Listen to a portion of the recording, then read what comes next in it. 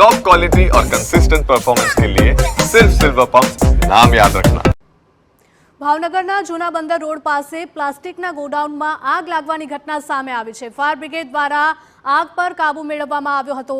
આગમાં ગોડાઉનમાં રહેલ 2 ટેમ્પા અને 1 બોલેરો ખાક થઈ ગયા હતા। જો કે આગની આ દુર્ઘટનામાં કોઈ જાનહાનિના સમાચાર સામે નથી આવ્યા। ત્યારે આગ કયા કારણોસર લાગી હતી તે મુદ્દે પણ વધુ તપાસ કરવામાં આવશે। ભાવનગરની આ ઘટના છે। જૂના બંદર રોડ પાસે પ્લાસ્ટિકનું એક ગોડાઉન આવેલું છે અને આ ગોડાઉનમાં અચાનક જ ભીષણ આગ લાગી હતી। ફાયર બ્રિગેડ દ્વારા પણ આગ પર કાબુ મેળવી લેવામાં આવ્યો હતો। આગમાં ગોડાઉનમાં રહેલા 2 ટેમ્પા અને 1 બોલેરો કાર ખાક થઈ ગઈ હતી।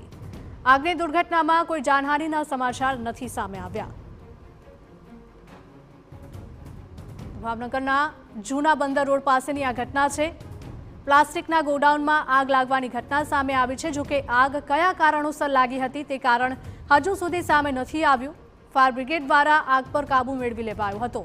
ત્યારે આગમાં ગોડાઉનમાં રહેલ 2 ટેમ્પા અને 1 બોલેરો કાર ખાક થઈ ગયા હતા। જો કે આગની આ દુર્ઘટનામાં કોઈ કર્મચારી કે કોઈ લોકોને જાનહાનિ નથી થઈ।